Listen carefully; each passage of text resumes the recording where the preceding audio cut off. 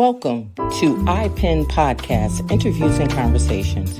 Here we bring entrepreneurs and their business to their audience and communities as well as ours.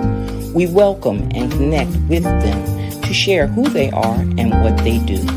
Authors, entrepreneurs, we extend the invitation to promote your business here on our podcast and in iPen Magazine. Your article, your story, your promotions, how you can connect with others, a new audience, a quarterly magazine presented online for all to view and subscribe to. For articles, ads, and subscriptions, please contact ipendesigns@gmail.com. For your viewing, you can see past articles, past interviews on www.nanettembuchanan.com. Welcome to the show.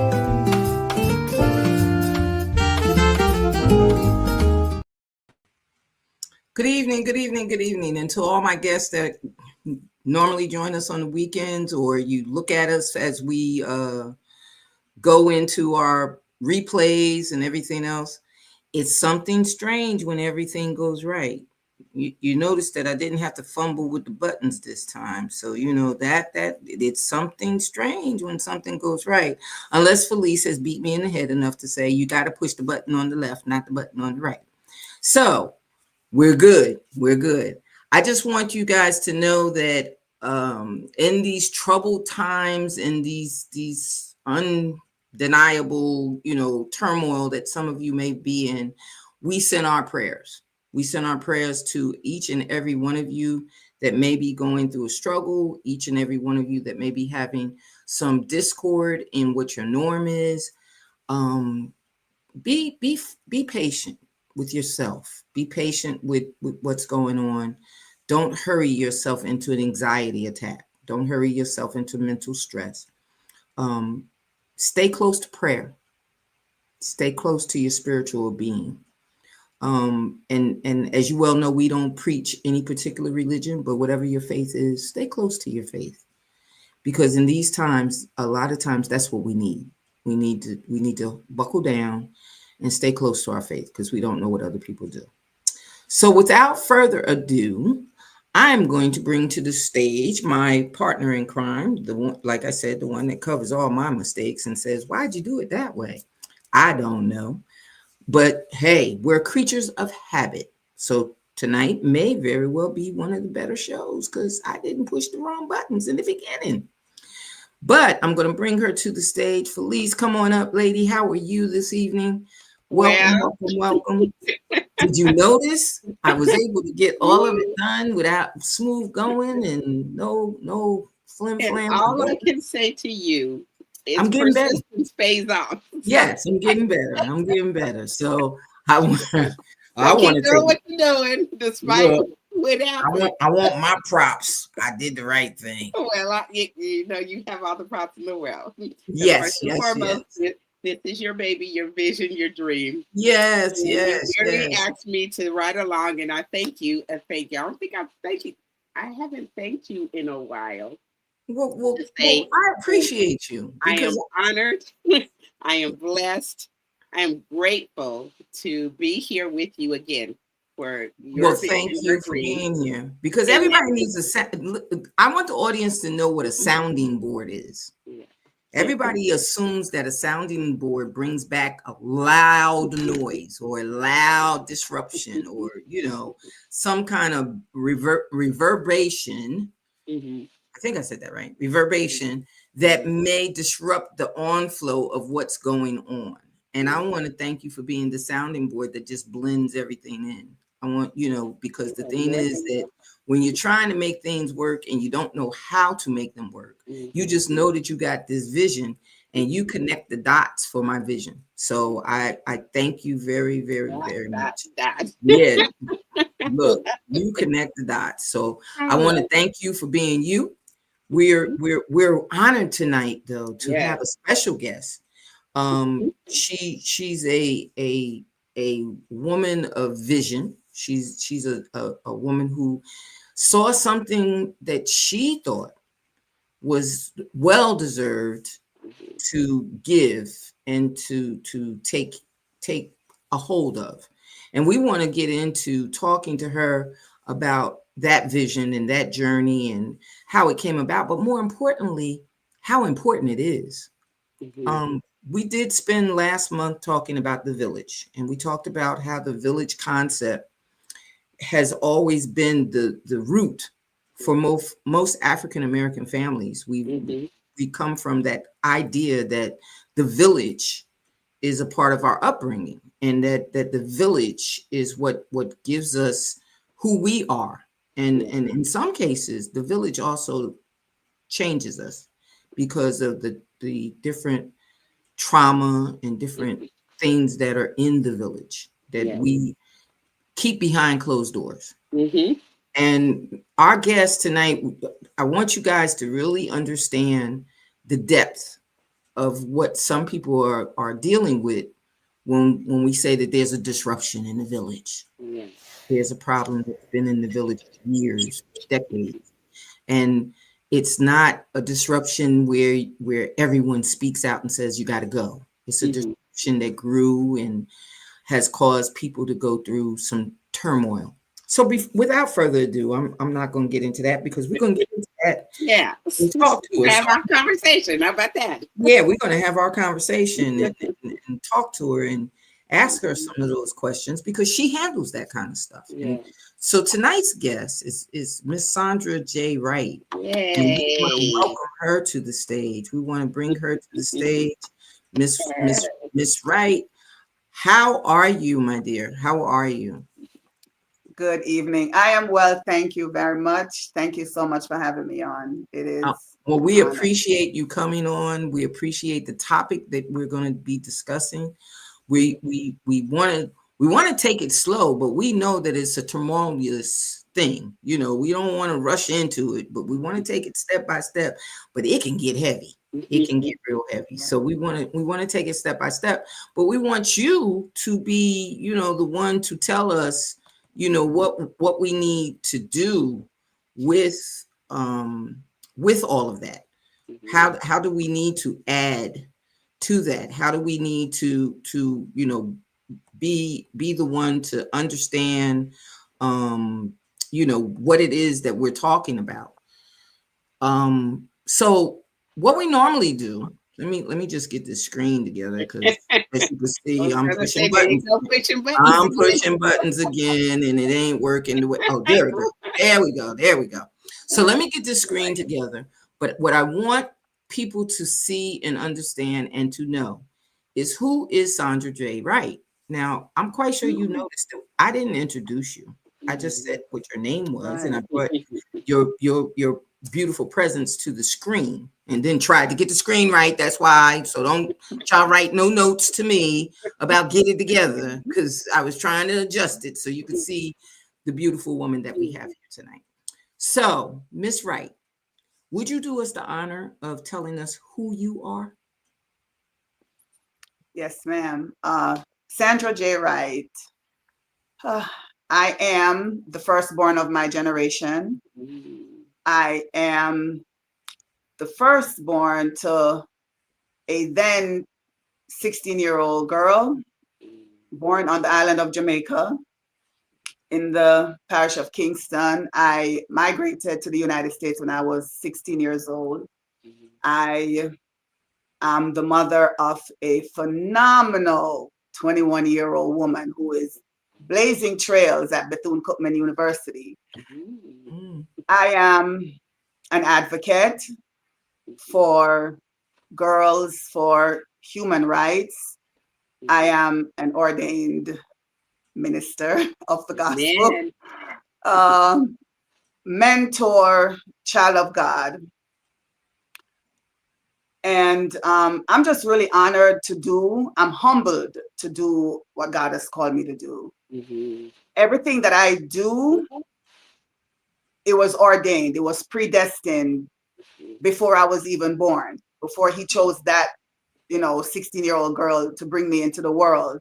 Mhm. And so over the years, I have learned who I was, Mhm. who I am, and I humbly submit and surrender myself to be partnered with God to do what he needs to do in my little neck of the world.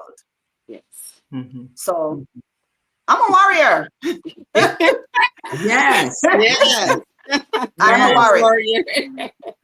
And I can tell that just by you know what you're saying, that there's a spirit in you that says this has to be conquered. One of the things which everyone saw with the promotional pieces, if you did not see it, I am so sorry, but you are the founder of Break the Silence. Just give us a brief description of why. Right. What made you go into breaking the silence says so much. You know, it's a wide topic.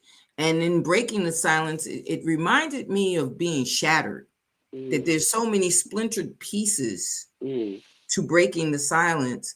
What not only what caused you to form that the foundation that you have, you know, a global, you even added that to it. So now it's more, you know, like globally, this is what you want to do. But what made you decide that this was the time and to take that on? What infused that? So like I said, everything that I'm doing right now was not my will. It was not my choice. So I have childhood trauma, right? I have childhood trauma in this area. I have childhood trauma, physical abuse, sexual abuse.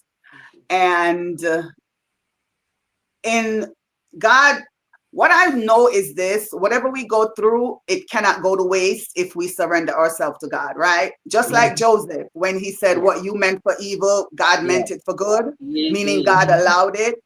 So in 2017, I'm also a mental health therapist, right? So in 2017, I was going to work one morning, you know, just praising and worshiping. And as I pulled into the parking lot, the Spirit of the Lord said to me, women's conference. You know, and then he called my mom and he called a cousin of mine. And I was like, okay, well, maybe they're going to do a conference. And so he said, women need to be delivered. So I called my mother and I asked her, I said, did the Lord say anything to you about hosting a women's conference? She said, no. And I said, okay, call my cousin, same thing. And so I left it at that. And in 2018, this was October 2017. In 2018, I was at a friend's house. Actually, it was in February, and he just started talking to me and started telling me that I needed to do this conference and women need to be delivered. And I was like, what? How am I going to deliver anybody when I need deliverance in some areas, right? And then I relaxed and I allowed him to speak because he was giving me instructions. And then I said, okay, God, if I'm supposed to do this, what is it supposed to be called? And I know some people might think this is crazy, but it's not, because God speaks to us, right? And he literally, what I saw was like a magazine cover. So it was an open vision of a magazine cover in front of me. And in big, bold letters, it said, break the silence. And I was like, oh, okay. And so I, started to seek him more about it and everything. And he's given me more instruction and I ran with it, right? Because I knew I heard what I heard. And the first conference, the first gathering was done in the town where I live at. I live in a small town in Florida, at the library in a reading room, and 8 women showed up. And this is how intentional he is, right? So in me planning, because every step of the way, I try to live my life by Proverbs 3:5-6. Trust in the Lord with all of your heart. Lean not to your own understanding, but in all your ways acknowledge him and he will direct your path. So in everything that I was doing, I forgot to ask him about color scheme, right? But I'd already printed up flyers, requested, put in an order for t-shirts in lavender.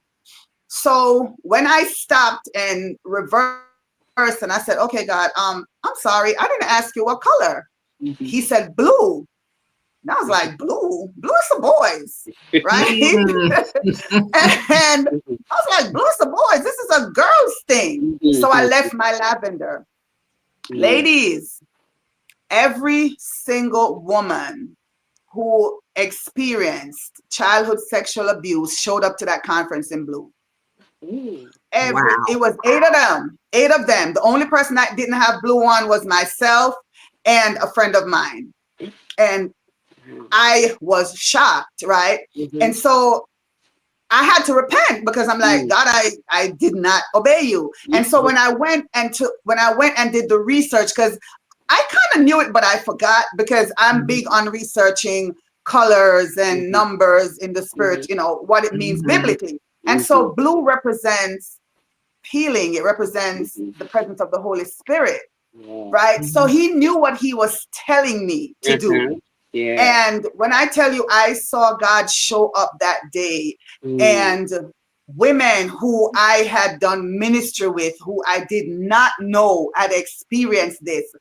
The activity that he told me to do, I did it, and people just were raising their hands. Can I share? Can I share? Can I share? And I just stood there, and the tears just ran down my face, because I said, God, me? You use me to invoke this? And it was so fulfilling and so enlightening. And I was truly humbled. When I tell you I was brought low, because I would not have known that these women had experienced that. Like me, I had past rage, right? So people would always say, oh, Sandra, you got a bad attitude. And I would be like, whatever. So I knew in myself, but everybody knows what they're going through, right? And so I knew in myself what my issues were, because as a matter of fact, he told me that very year, you get angry when you feel helpless, right? So that's something that I had to deal with. So Break the Silence came about from instructions. And I was just, you know, obedient to do what he told me to do. And so in Breaking the Silence, it's not just about childhood sexual abuse. That is it. But it's about trauma on a whole. So many of us, the whole world has been traumatized, and we don't even begin to understand the long-standing effects of trauma. When I tell you it goes so deep and so wide, we don't even begin to understand, right? And so we really need to open our mouths and speak, from the child who is being bullied, right, to the woman who is being verbally abused in her home, to the one who is sexually molested as a child, and you shouldn't be told, oh, what goes on in this house stays in this house. No. When we keep secrets for the devil, we give that power, right? And so we need to open our mouths, and parents need to know, and they need to understand that when this happens to them, if this happened to you as a child, there is no way that you should even allow it to come and happen to your child. But if it does, there is no way you should cover it up. Well, not only that, I think one of the bigger things is just what you said in communication. There's a lack of communication because of the hush hush thing that goes between families. We don't want anybody to embarrass Uncle Lou, because Uncle Lou is good to so and so. He's got a good job. He's bringing in money. If we get rid of Uncle Lou, who's going to take care of the family? But Uncle Lou is running havoc through the house. You know. So I understand totally that communication and social services. I just want to connect that for a moment. Do you believe, and I know that you know, you're in your therapy and doing human services and dealing with different families and different things. Do you believe that the system, and we know that every system, no matter what you do, no matter how you do it, it's got to be altered and changed and tweaked to help. It's got and it's got to meet certain guidelines. You know, it's got to have certain rules. But do you believe that social services is really doing enough? Social services is doing its best with what it knows. Yeah. And the Okay. reason why that is, I'm gonna say this. Mm-hmm. So when I graduated with my master's back in 2013, even though I studied marriage and family therapy, I had started out studying mental health, right? And then I found the marriage and family therapy track, and I was like, I want to do this because we are broken in our families, right? Mm-hmm. And so I have 2 years of mental health studies, and then I have the marriage and family therapy, but I learned this much trauma, right? Ah, Yeah. I learned this much about trauma. So everything that I know about trauma, which is a lot, but I'm still not perfected because no one is what I discovered during research. okay. So if I'm interpreting what you're saying, if I'm to interpret it, what you're saying is, yes, social services gives you a way out. Maybe they may help you with the finances that may be depleted a little. Maybe they may help you relocate. Maybe they will help you foster parents, foster kids going to foster homes. But what they miss in all of that is the mental health aspect. The residuals that happen for the children that don't quite understand why we're not going to be with daddy because daddy didn't do anything to me and him and mommy just had an argument. The children that don't understand that you can say no, the children that don't understand that they need to tell someone if they're touched. All of these things develop an issue of mental health. It tilts the mental health for young and old, for women as well as children, for men even. It tilts that wheel for them. So what I'm hearing you say is, yes, social services does what they are technically told to do, but they're not always in depth or in connection. It's almost like the Department of Corrections locks people up, but the name is corrections. What do they correct? You know what I mean? So even though you have programs that are within the system, the programs don't always touch the source of the problem. Okay, what I'm saying is this. Like I said, social service is doing the best it can. Social service is really now putting information out about trauma because the talk on trauma is young, right? Trauma is very, very old, but the talk on trauma is young. So what I discovered by researching back in 2010, 2018, 2019, during the pandemic in 2020, when I was taking some training courses, they were just teaching that. Right. So what I learned on myself, what is out there, what I learned on my own is not always so readily available and social service is now catching up. They're doing that. They're requiring that everyone who works with children, everyone who works with people on a whole, do some type of a trauma-informed training, right? Because the teacher needs to know that little Tommy over there who cannot sit still, who seems to disrupt the class all the time, who seems to always be fighting is not a bad child, but is actually dealing with trauma-induced ADHD, right? And so everyone needs to know that. And so that's why I said social service is doing the best that it can with what it has. And the trainings are there and they're being put out more. But everyone does not really know what the after effects of trauma look like. Right. Yeah. Like our justice system doesn't really know what the after effects of trauma look like. I don't think our Congress knows what the what the after effects of trauma look like. Some of them might, but some don't. And unfortunately, we have too many people that are desensitized to trauma, that are desensitized to a hurting child or a hurting woman or even a hurting man. We have too many people that are so quick to say, lock them up. Yeah.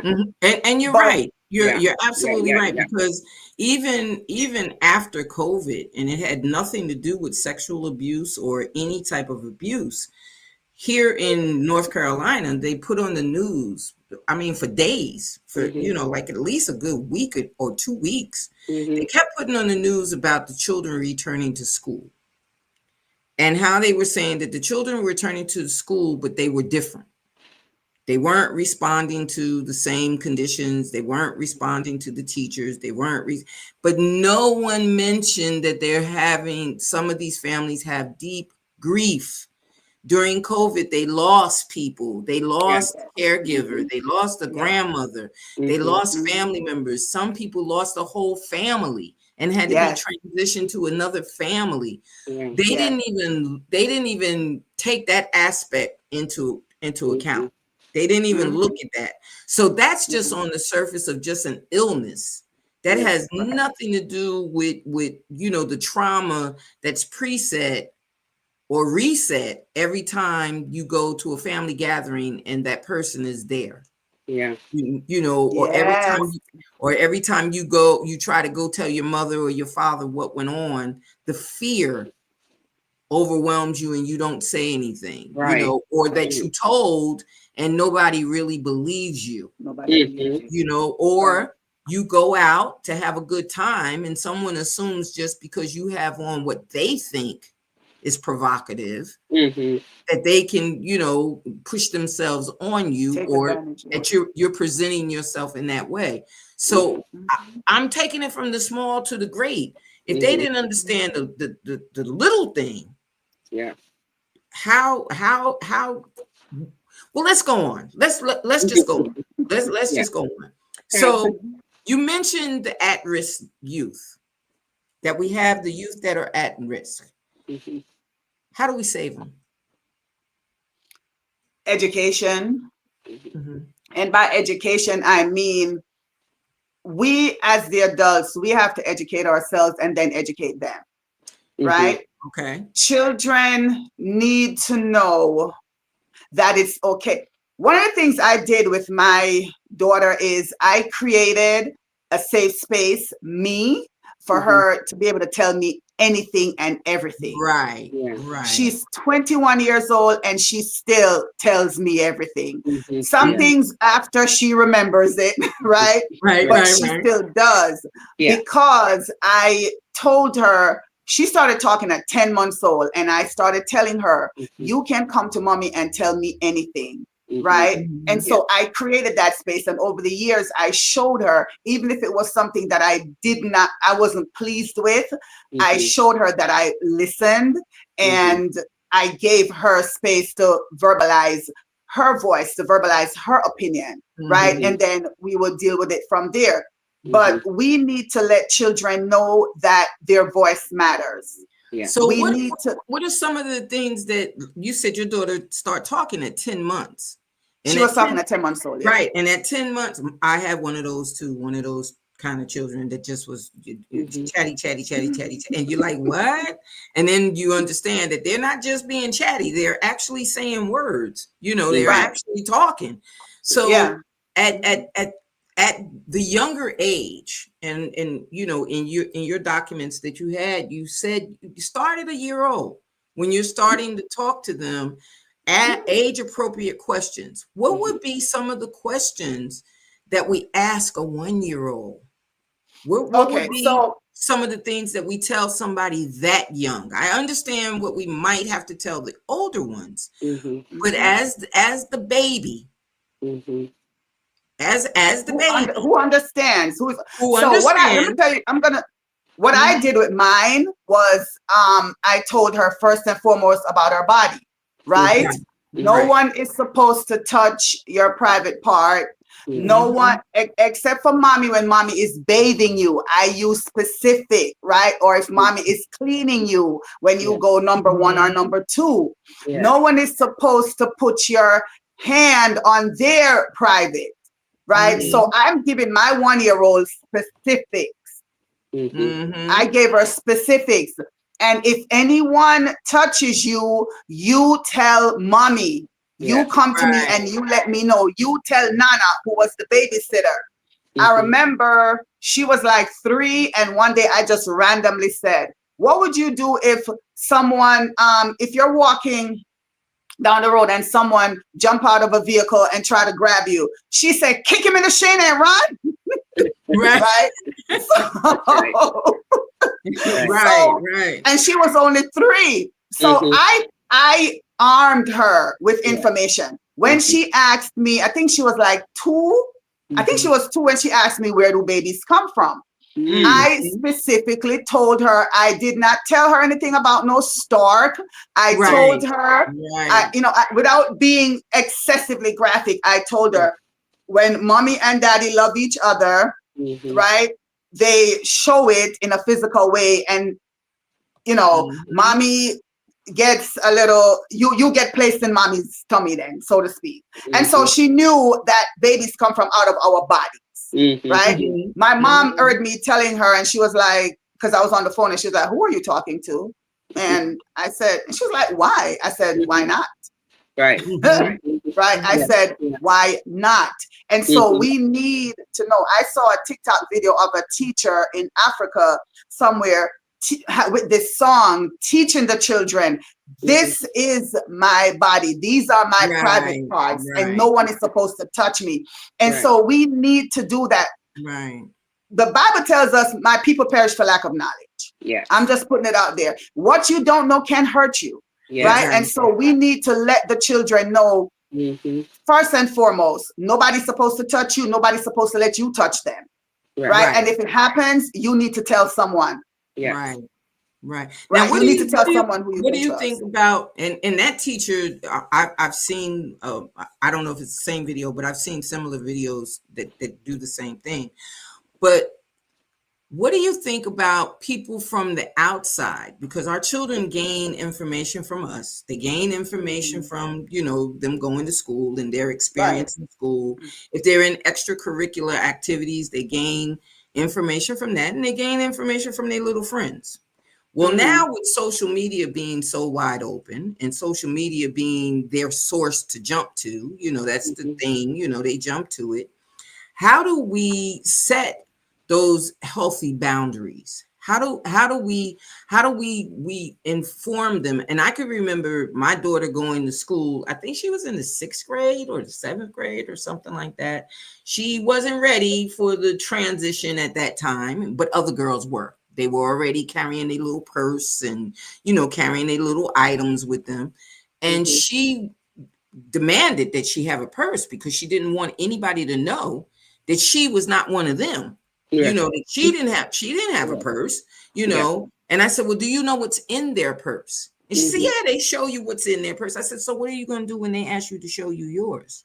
You don't have anything. She said, but mommy, they think that babies come from, like you said, the stork, or their mother went to the hospital one day and came back with a baby and their stomach is no longer fat. They had all kind of stories because they were 5th and 6th graders. So you're talking what, 10, 11, 10, 11. So they didn't really know, but my daughter knew. She just didn't have all of the other stuff that they had, but she knew what was going on. And I told her then, you have to wait before you tell it, because you may tell it in a way that their parents are not ready to tell it. So I think one of the things is having not only an open mind to it, because these kids talk. These kids get with each other and demonstrate and talk and show and tell and everything else. And then you have the health teachers that are now teaching different things that maybe a family doesn't even discuss. So how do we mesh all of that together?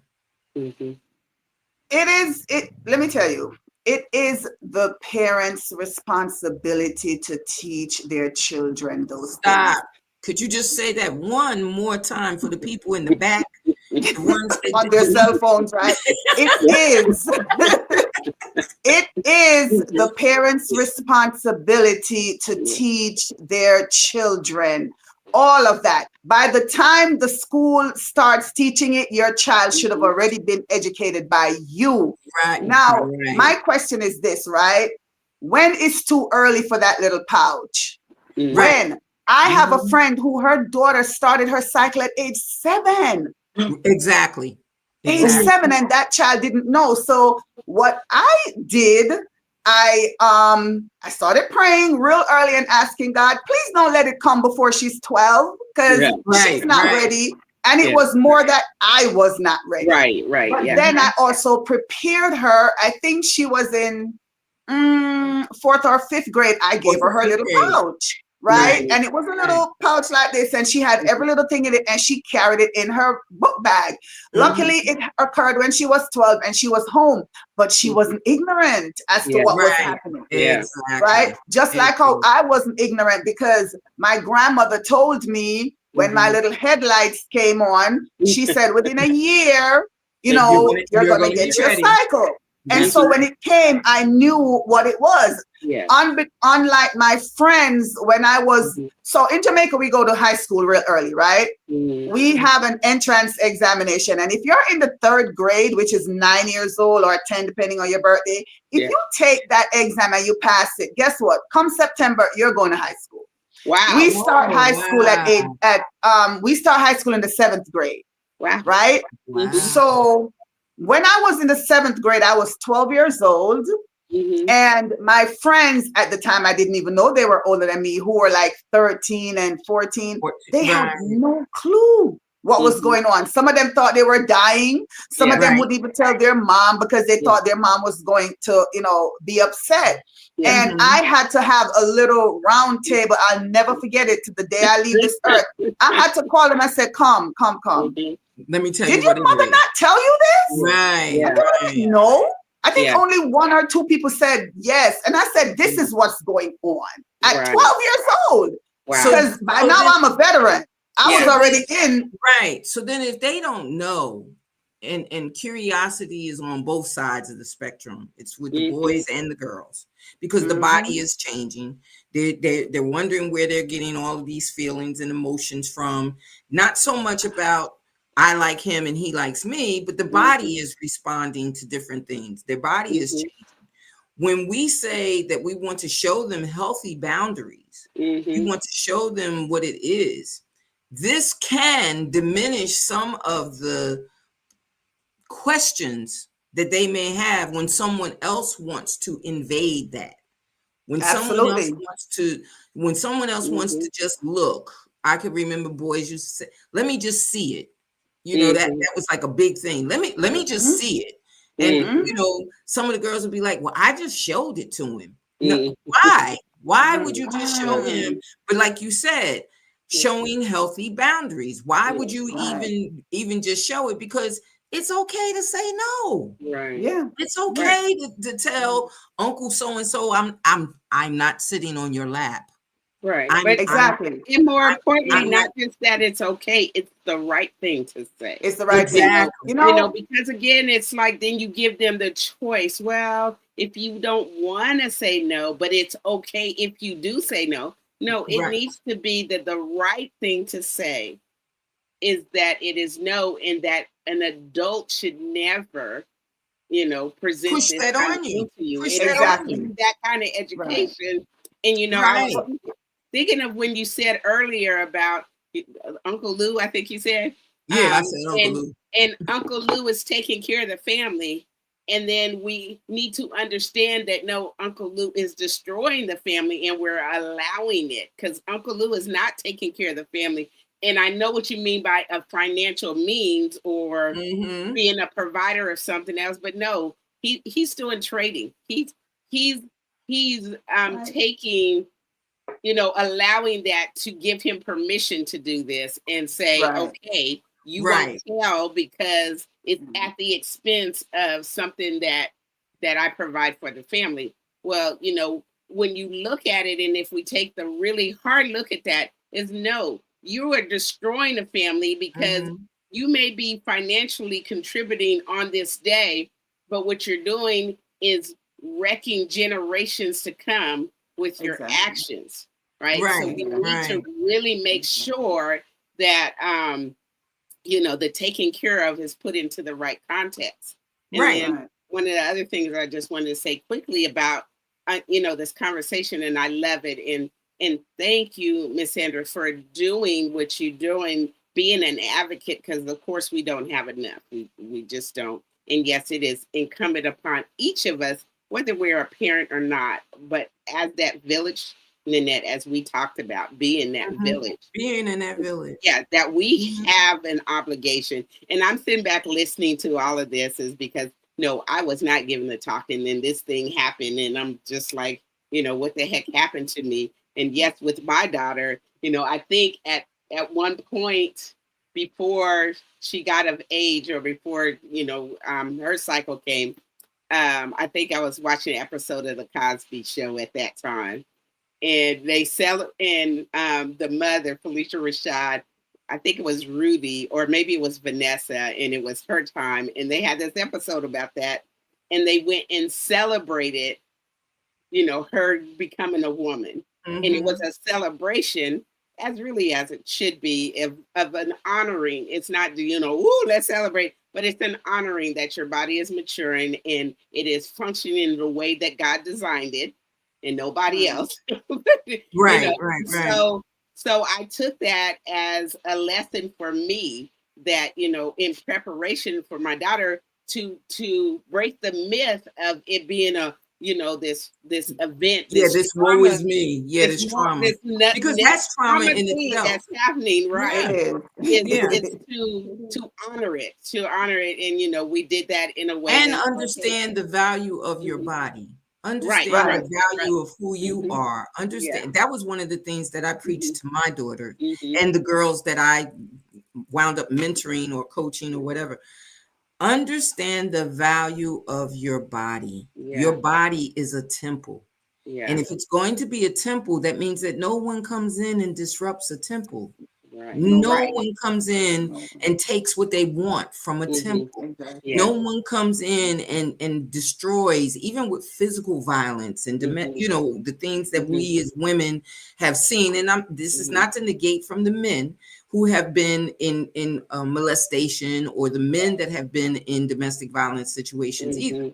The thing about it is, as you have said, Sandra, the after effects are what we deal with when they become adults. And sometimes we see the after effects before they become adults, and we have time to try to mold and correct them. But it's hard to change the mind of an adult or a teen that has gone through this time after time after time after time with no one saying anything. It's hard for them to deal with the after effects. So what do we do to soften it so that we can open up a dialogue? So that because a lot of people won't even talk about it. They don't even want somebody to know. They don't even want somebody to look at them differently, because so many people have accused them of, well, you wanted it.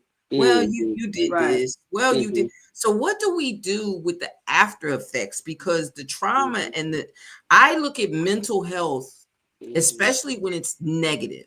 If you're healthy, hey, it's all good. But when it's negative, you're talking anything from a headache to a heart attack.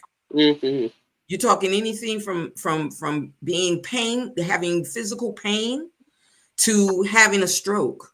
You're talking anywhere. These are things that break down inside that we don't realize are breaking bit by bit, because we're not dealing with the after effects.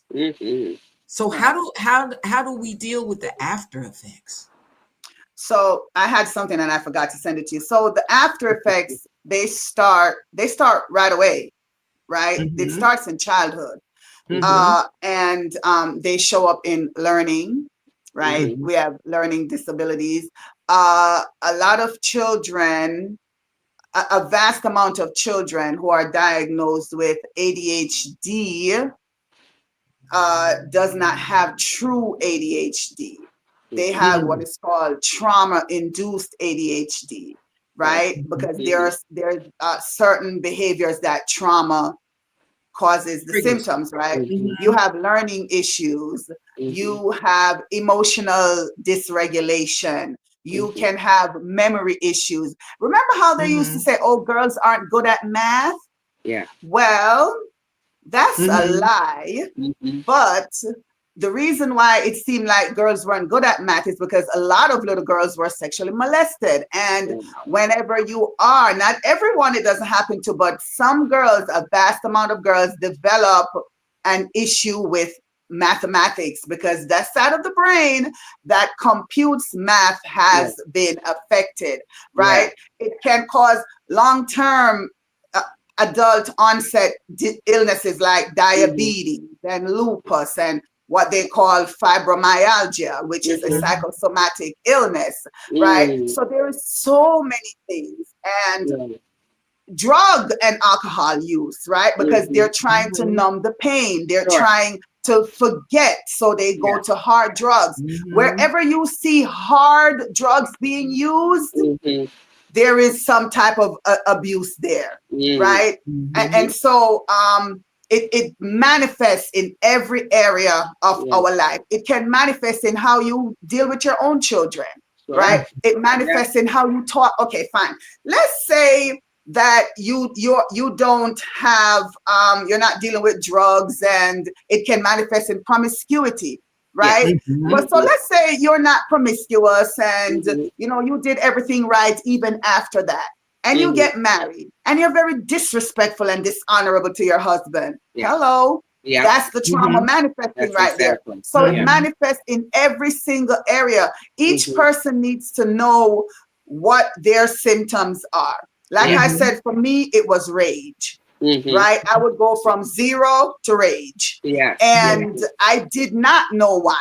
I honestly didn't know why until God himself spoke it to me. And he said, you get angry when you feel helpless. And I literally saw like a rewind. People used to say these things, but you don't believe it until you experience it, right? And I saw my life like this, and I saw clips of me exploding, and I felt the helplessness in my belly. And it took me right back to the root, the day at 10 years old when I was being harmed.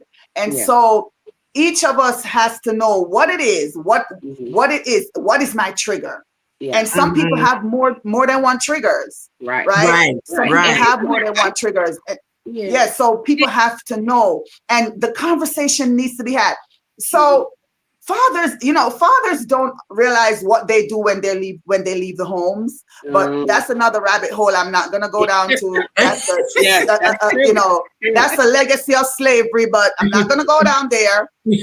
But they don't know what they do when they don't speak to their children, especially their girls. My dad, when I started developing, said to me, do not let the boys touch you.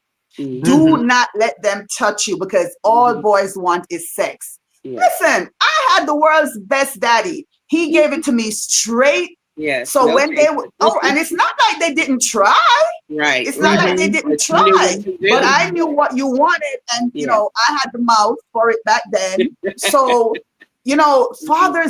daughters need to hear this from fathers. But unfortunately, a lot of them are not going to say it because they're so ignorant in themselves, or they're so prideful, or they're just so insecure. They don't know how to be a man, right? And not only that, you have the mothers that don't share the problem that they've had with the man. If the father is not saying anything and the father is not there, the woman is now, I want to be with this one. Nah, he ain't no good. I'm going to be with this one. Nah, he ain't no good. You're showing a whole different perspective than what you want to teach your daughter. You have to live in the guidance of, I can't have her call 5 or 6 men uncle, and she see each of them every other weekend. Every weekend it's a different uncle that's visiting and staying over. They look at those things because, like you said, your father was there to say no, or your father said no, and you understood that no. But if the father is not speaking up, the father's not there, and the mother is not speaking up because she's gaining money, or she's gaining drugs, or she's gaining a pleasure for the evening, whatever it is, these are set triggers with the children as well. But can I say this? The mother herself don't know why she have 50 uncles. She doesn't know. Just like how I didn't know the reason why I would go from zero to rage. They don't know. Some of them do, but some of them don't know that it's, and this is literally, this is what the Lord said to me. When he told me to do Break the Silence, he said, women, as a matter of fact, he said, take it to the church. Because there are women who are doing things and they don't know the reason why. And it's a result of the sexual trauma they encountered as children. Some of them don't connect it. Because guess what? Who would have thought that what I went through at 10 years old or 5 or 4 years old is going to show up in my life as an adult? Who is thinking? No one is thinking on that line. So they don't know. You're absolutely right in that. In fact, one of our assistant pastors 2 weeks ago talked about, you know, the traumas and things that go on. And in her sermon, she said, you know, there is a 57-year-old walking around with a 3-year-old trauma when they were, or trauma that happened to them when they're 3. And when I tell you, okay, so I'm gonna go ahead. I'm going to say this. So the age that we are, the chronological age that we are, when that trauma hits, that's the age that we are stuck at emotionally. Exactly. That's the age that we are stuck at emotionally. So think about it. We have a world of children running around in adult bodies. Right. Yes. We literally have a world of broken children running around in adult bodies. And so they don't know, right? And people, that's why I say education. We need to teach people about what's going on. One of the things that I do when I'm counseling, and I start with, if they can understand, I'm starting with it. I do a lot of handouts, a lot of paper and stuff, and I'm showing the children, this is what's going on in your brain. This is what's happening. You're not bad. This is what happened to you. And this is what's, as a result, this is what's going on. I teach the neuroscience of trauma. What happens in the brain when you are traumatized? People need to be educated. And if they're not educated, they won't know, and they won't be able to pass that on. That's right. That's absolutely right. You can't pass what you don't know. You can't. Right. So how do we? Go ahead. No, go ahead. I'm just wondering, not wondering. I'm, you know, just thinking, how do we sound the alarm? We sound it, but how do we, you know, really just continually talk to just anyone? I mean, I know there's organizations, but just in everyday language, how do we talk to a person, however we come in contact with them, whether it is the child at school that is constantly getting in trouble and they're calling the parents? How do we, you know, connect to the parents and say, there's a healing that you need, so therefore your child can get. How do we do that? So there's a question that I ask, and it's a safe question. It's not a judgmental question. What happened to you? Or what is your childhood trauma? What is your childhood trauma? I get an answer all the time. All the time. And when I'm talking to the children, I ask them what happened, right? And so they're able to tell. They're able to tell, oh, you know, I was mad when she did this, or you know, this person did that. Okay. And so and I teach them about their emotions. I teach them how to identify their feelings, because that's the next thing. As we are going around as adults and we don't know how to identify our emotions. Well, not only that, we want to safeguard, like, it's almost like a facade. Like I've heard people say it over and over again, especially with this social media thing. You can, one of the comedians said, so you go to social media and you get your best looking picture and you put filters on it to make it look better, and you change your hairstyle to make it look better, and then you post it. but then we catch you in your bathrobe next week and you mad at us. You know, so the thing about it is that it's the truth. You know, if you're not presenting yourself in the best light per se, you want to argue about what someone saw you in. They caught you out of your element. You know, they caught you, and I'm gonna be just honest. Listen, I was back in the day. They would not accept that today, but back in the day, I was a tomboy. I played all kind of sports. I could care less how much sweat was on me. I come in the house, my mother be like, no girl should look like you look. You know, it didn't matter to me. So as an adult, yes, I do get dressed. Yes, I do dress up. Yes, I do get my hair done. I'm not over excited about not getting my nails done. I'm not over excited about because the me that I am, the me that you see should be the me that's in me. Yeah, absolutely. And if I got some healing to do, it ain't got nothing to do with the makeup I put on, the clothes I put on. Exactly. You know, if I got healing to do, it's from within. Yeah. If I'm going to help you with your healing, it's going to have to be an attachment of my within and your within. It don't matter what we look like. You know, it's one of them things where you say, invite your girlfriend over and you get your slumber on and you lay across the couch and y'all talk all night long. You know, that's the type of person that the triggers, although there may be some, you're now willing to talk about them. You're willing to get them off your chest. So I guess my question is, how do we, as people that want to help, as people that want to reach out and touch someone and say, hey, you could talk to me about it. Not that I'm going to go and run and post it on Facebook or post it on social media or go tell your job that, you know, she ain't had no job last year because she was messing with that guy. You know, there's so many things that people are scared are going to happen if they reveal what's on the inside. How do we let them know that it's that you know, that break the silence is a safe place?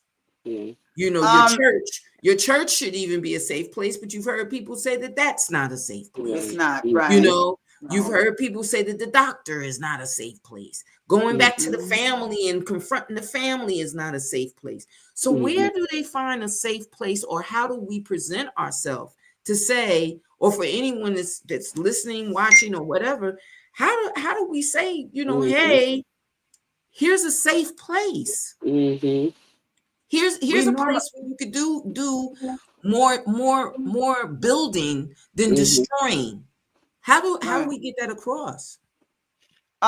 We normalize therapy. We let people know that it's okay to go see a therapist. Yeah. Right. We do normalize that because unfortunately people have all type of negative things to say about therapy, and that if you have a good therapist, that therapist is going to help you to heal. Why? They're not going to allow you to stay surface, and they're going to dig. They're going to take you past the pipelines, right? And so you normalize therapy, you normalize healing, right? And you call trauma out as what it is.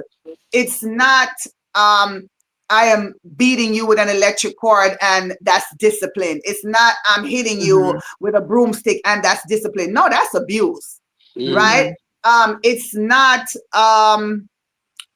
like you said, Uncle Joe is running through all the children and we're going to say, oh no, what happens in this family stays in this family. No, Uncle Joe, the first time it happens, I'm calling the cops. I don't care who you are, and you're going to get dealt with. Whether you get sentenced to a mental health institution or whether they build a new jail and put you under it, but you're coming out of the house, right? We need to start opening our mouths and speak. We need to break the silence. And so we need to have more conversations like this, right? Where people come together and have these talks and say, it's okay to talk. What happened to you was not okay. Right. And not only that, I think the other thing too is for people to know that they're not by themselves. That's right. Exactly. There's more people that have gone through it and some have pulled beyond, and then there's some that are still in their shell, but they function. And then there are those that can't function at all. You know, so there's different levels of healing, and they have to come to a grip about the fact that regardless to what level you're on, that trigger still doesn't need to be pulled. You still need to be able to manage, you know, yourself, knowing that today you are okay. Today you have gone beyond it. It's not don't keep you're mentally and emotionally stuck in the past, but you need to understand that you know you have made it further than what you think, because you're able to live on. So yes, you know, one of the things I tell people is this: people are stuck in the past because they're trying to forget it, right? They're literally trying to forget because it was so painful. And I try to tell people this: stop trying to forget it and acknowledge it. Acknowledge that it happened. Right. If you acknowledge that it happened and acknowledge the emotions, because at the time that you were going through it, you're not even identifying. First of all, you're a child most of the time. You don't know what emotions are, right? So now you get to go back, acknowledge this happened and I was angry, or I was scared, right? Or I was nervous. And then you come out of it and you learn coping skills, you begin to heal, right? So that you can now move on. But a lot of people don't want to do therapy because they're afraid of going back. They're afraid of revisiting. They're afraid of feeling the emotions. The emotions aren't going to kill you. The emotions are not going to kill you. It'll actually open up some understanding. You've already been through that. Yeah, you've already been through it. That you carry the emotions with you your whole entire life. And actually this brings me to, we talked about this a couple of podcasts ago, just a little while ago. And I've seen a reel on one of the social medias, and it was a guy and a girl having a conversation. And I think the girl was asking the guy, you know, when you stand before the Lord, and you'll ask him why did something, you know, maybe a traumatic thing, why did that happen? And he said, you know, you can answer that question right now and use the acronym for why, WHY. And first it says, who hurt you? So who, and the H is hurt and the Y is you. And then the next thing you have to acknowledge is who helped you, right? And then the last thing is what healed you. So if we're able to break it down into those three areas of first acknowledging, just like you said, you've got to acknowledge that you were hurt, that this trauma happened to you, and identify that, you know, not you as a victim, but as the person who is the perpetrator of the hurt, and putting the onus back on them. Exactly. You know, putting the onus. So who hurt you? Name it, claim it. Yes. And then who helped you? Because again, if you say nobody, then, you know, maybe because you kept it a secret, so nobody can help you. So who helped you? And so identify that, because getting into the mindset of being helped through this. And then lastly is what healed you, because there will be something that is really the foundation or the thing that heals you from that. And it could be a various thing, but that keeps you in the going forward to overcome and put that in the past as a healed thing and as a past event that now no longer controls all of your thoughts and your actions and everything. Because, you know, just for me, I grew up with a really abusive grandmother. And so, I am that as my, the pastor was talking about the sermon of the 57-year-old still, you know, at 3 understanding that. And I'm like, you're speaking to me, because I'm getting to that point of, you know, laying that all to rest But you know, I didn't realize how much How it deep colored it was. every decision I've made in my life.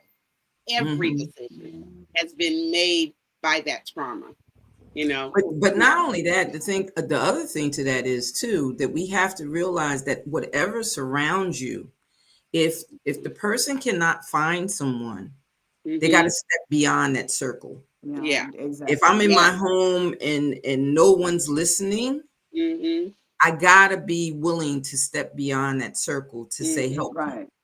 Yeah. Even if it is a child, you know, child looking at the mother is keeping the father there, the father's molesting the kids, the child notices that.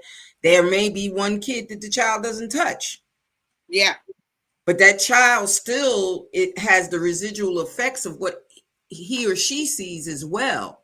So Right. someone's got to go and find outward or outreach to that and breaking the silence. I understand you did also, you had a group called Rubies with the Oh, I with the still have that. with the young Um, Nice. ladies. Is it's a that mentoring group. It's a Mhm. mentoring group. Yes, we're 4 years old now, and that started because I witnessed a mother and a mother-daughter conversation. So real quickly, I went to school to pick my daughter up for, I think she had a doctor's appointment or something. And I'm standing at the door waiting, and I saw this young lady come through the door with her wig in her hand. And I remember saying to myself, must have been a hard day, right? Right. And so this lady stepped to her, and the lady said, "What happened?" And the child opened her mouth to talk, and she said, "Shut up." And I was like, "What in the world?" And so, you know, I'm standing there, and then another parent comes up, and another young lady come through the door, and then two staff members come through. And so they're standing over there, and they're having a conversation, and they're talking, and I'm hearing that it was a fight. The young lady with the wig, she was involved in a fight. The other young lady tried to part, and she got caught up in it. So they're both suspended now, even though the one young lady didn't try to fight. But the mother is consistently cutting everyone off. And me being who I am, I couldn't take it no more. Right. So I walked over and I said, excuse me. And I said, "Mom, you don't listen." That's exactly what I said to her. I said, "You don't listen." I said, "I've been watching you since your daughter came through the door, and you asked her a question and she attempted to answer. You told her to shut up. How do you expect to get an explanation if you tell her to shut up?" And the young lady went like this, as if to say, somebody, right? And so I was on, good terms with the principal. So I called the school and got put through to the principal, and I said, "Hey, what do you have for conflict resolution at your school?" And she said, "Well, we have some kind of a teen conflict thing." And my daughter had already told me what it was. And my daughter said, "Mommy, it's foolishness." So I said to her, "Well, something is wrong, because two of your girls just got suspended for 10 days for fighting." And she was like, "What?" And I said, "Yes." And I said, "This is what I can do for the school, right? Let me come in and do da da da." And she's like, "Well, no." And so while she was saying no, Holy Spirit said, "Call this place." Literally, he told me to call the community center. And I hung up the phone with her, called them, told them what it is that I wanted to do. They said, "Go on the county site." And they said, "Are you how much do you want to charge?" I said, "I don't want to charge." Right. And they said, "Okay, go on the county site and fill out the volunteer application." And within 2 weeks, my group was started. That was 4 years ago. And so this is my giving back, because And it's needed. It's needed. Yeah, it's very much needed. When I tell you, those little girls, the communication is broke. The communication is broke, and it's broke from the adults down, which causes the children. I had a young man who coaches a football team, 10 through 12-year-olds. And this weekend, he said, "This is the worst weekend I've had in 5 years." He said, "They're on the field. It's a bad call. The referee made a bad call." He said, and we as coaches go to approach the referee, and all of a sudden we got the kids cussing at the referee. Mm. The kids were cussing at the other coach. The kids were cussing at each other. The kids, he said, as coaches, we were aghast. We standing there with our mouths open because we can't believe that this conversation has turned into this type of turmoil where both teams got suspended the next game. Wow. Because now they're looking at the coaches saying, well, you can't control your team. That's your, He said, the parents, he's trying to talk to the parents about it, and the parents are saying, no, he's wrong, and da-da-da. No, your kid is in the wrong. Right. But the parent is in the wrong because the kids are behaving like that because the parents behave like that. The trauma at home now is flowing over to the schools, after school programs. You can't say, well, where did they get that from? Right. Yeah, home. They are getting it. And it's not fair to the teachers. It's not fair to the coaches. It's not fair to the administration. It's not fair to the court system because we're looking at a kid. Yeah. We're looking at somebody that's been misguided. And some of them being misguided has been the result of the trauma that they're under in their home. And you know what? I just thought of something. Oh my goodness. Sometimes you have to even pity the parents because parents raise their children the way how they were raised. Some of them don't know any better. And like we said earlier, we have children in overgrown bodies raising children. Yes, right. That is correct. Yeah. So what do you do? That's why it has to be there has to be the conversation. And I believe that's the reason why it's so important for teachers, right? For coaches and mentors to have that understanding of trauma so that they can spot a trauma response, right? And they can call a kid and say, what's going on at home? Or they can reach out to a parent and say, can I talk to you? I observed this. What happened? Is everything okay? What's going on? This, I'm concerned, right? And that's what we call the village concept. The village, yeah. We need the village. And people, they try to say, don't say that to my kid, and don't talk to my kid, and don't tell me about my kid. But we need someone to say, I noticed this, because a lot of times they hide the trauma from the parent. They hide the trauma from the mother or the father. They hide the trauma from the caregiver. They hide the trauma when the teacher notices it. The child won't even display it anymore in the classroom. Right. They might because sometimes it's happening. The trauma is from, the trauma is from the home. Not only that, I wanted to say this earlier. Children also molest each other at a very high rate. Yes. 60% of children that are molested by their older siblings or older cousins, relatives, or whatever, right? So sometimes it's not even the adults, it's children that are doing it. And so we have to let the kids know it doesn't matter who it is. Right. Anyone, no one is supposed to touch you in a particular way. But it is very, very important that and the thing is, unfortunately, we see so many angry parents because they're traumatized. They have their own unresolved traumas. And so it's coming out in that anger. So what I usually do is I just ask questions, and I ask the question as if I'm a total idiot, as if I don't know anything, right? And I don't say, you need to or you should, because parents especially don't like they don't tell want to hear them it. what to do. Right, yes, right? Exactly. That's So, the worst thing to tell them. I'll just say, this is what I observed. Have you noticed this? Right. In your child? Because you're giving them the power to say yes or no. And like you said, you're putting that ownness back on them, right? Back on them. Maybe I'm mistaken. Have you noticed this? And if they have, they'll say, you know what? Yeah, I did notice it, but I didn't really even think anything of it. But now someone else is noticing it outside and they're like, okay. And so you form a partnership. Let me tell you, Every person, and I've helped hundreds of families since I started in this field in 2005. Every parent that I've ever worked with, I was their ally. Every single parent. I never let one of my parents feel as if I'm working against them.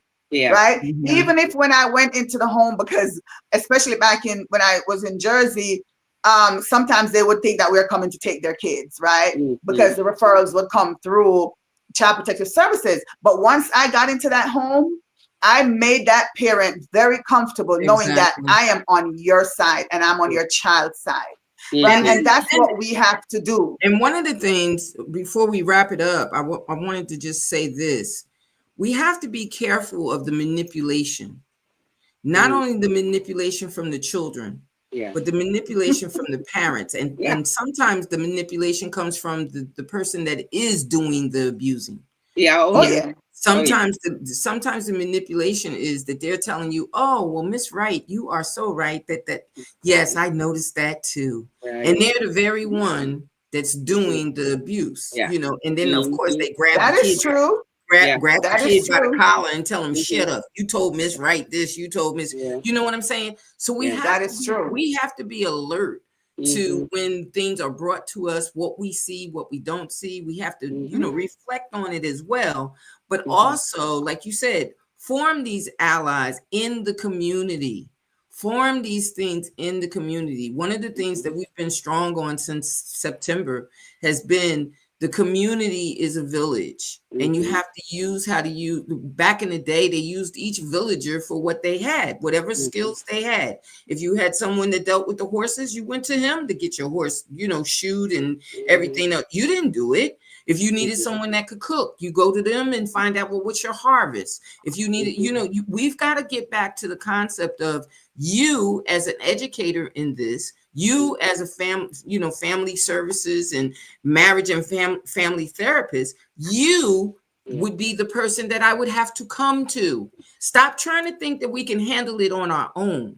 And I think that what a lot of families look at and say, well, you know what? You could go to grandma with it. Well, sometimes grandma don't know what it is. Sometimes mommy don't know what it is. Sometimes you may have to talk to the school counselor for them to give you some help and some guidance on, hey, it's more than what you think. Well, I don't know what else to think. I'm at wit's end. I've tried everything. We have to open up to the concept of village. You are right. One thing I want to say is this.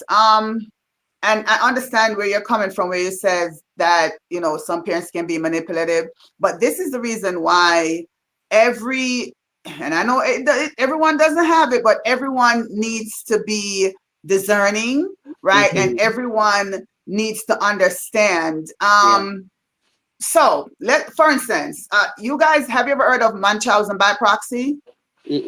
So Munchausen by proxy is an illness, right? Where the mother will hurt the child in an attempt to get attention. And you as the provider have to be, because she presents very well, very concerned, but she's the one doing the harm. And so you as a provider have to be able to look beyond what she's presenting.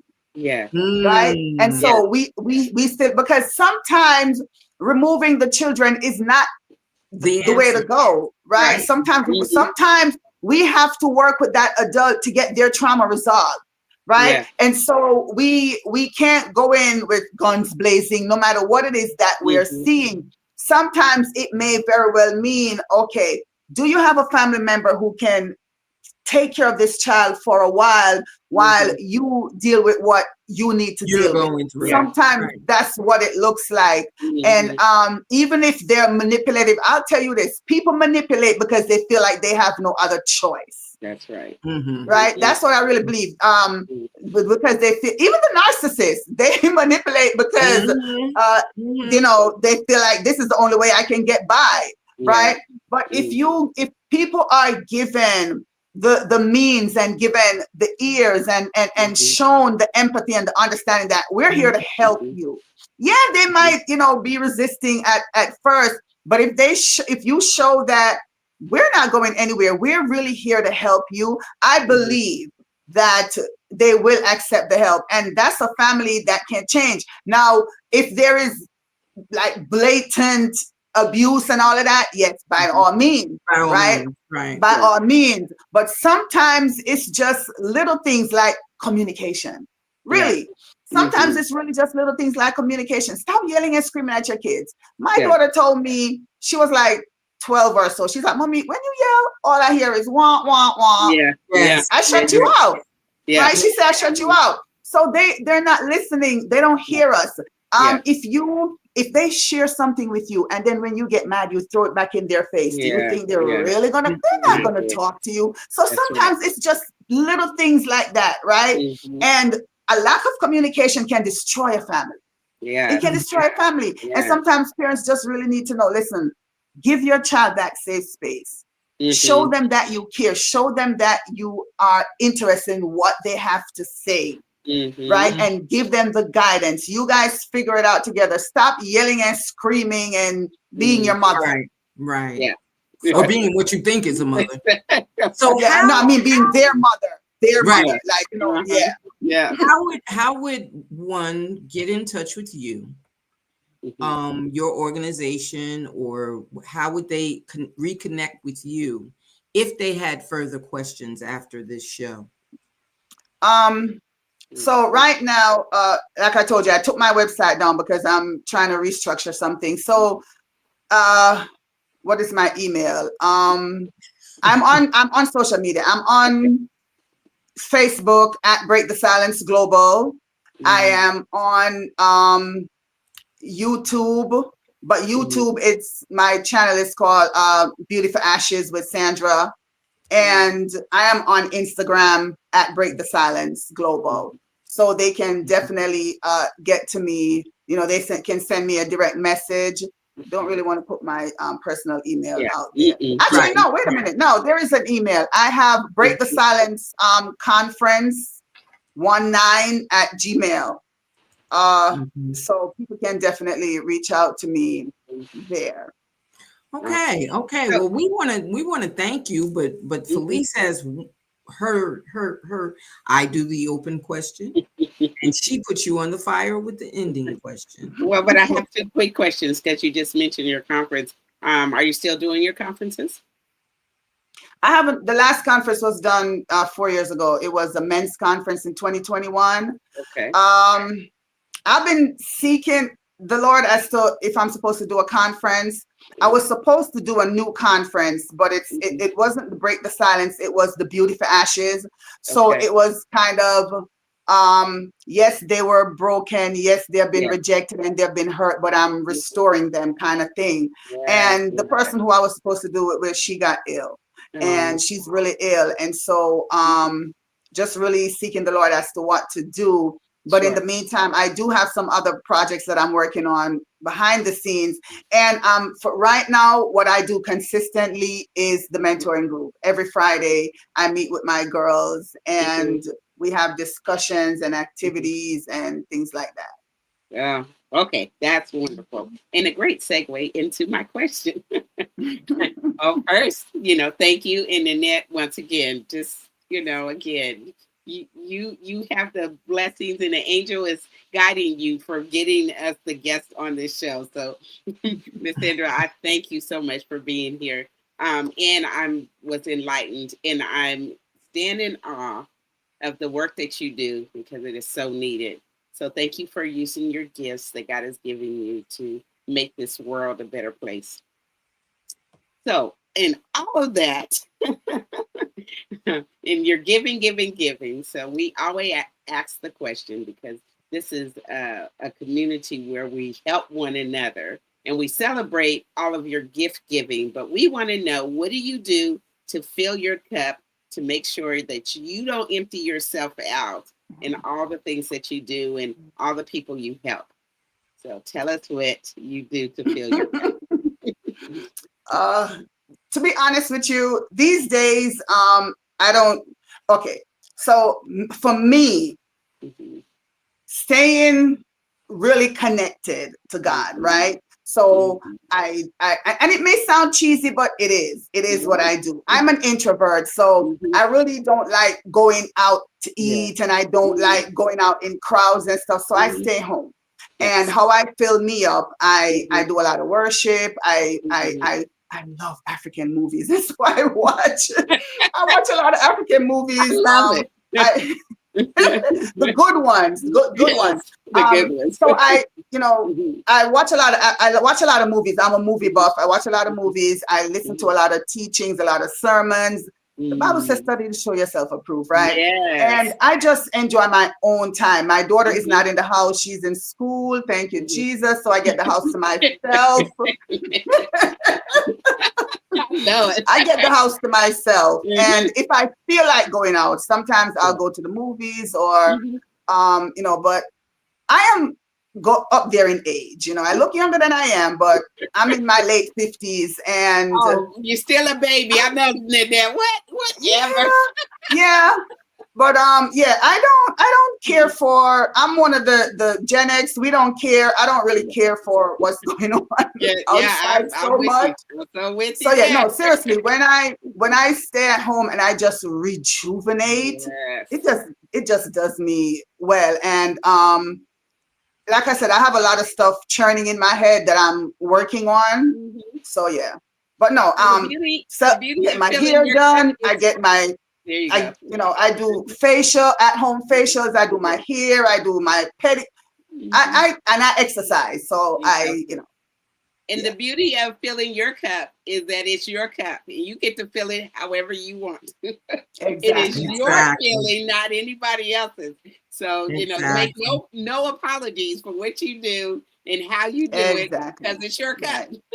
Your cup, and however God helps you to fill that up. And I love that you are in the Word. Yes. Study yourself and show yourself that you approve. So I appreciate you, and I thank you again. Well, I just want to say thank you again. I want to say thank you to our audience. For those of you that are looking at it on replay, thank you for clicking on to the button. This is something that is needed in every neighborhood, in every household. We all have a voice, and we need to break the silence. We need to say and speak up against some of the things that we know are going to be dragged from generation to generation to generation.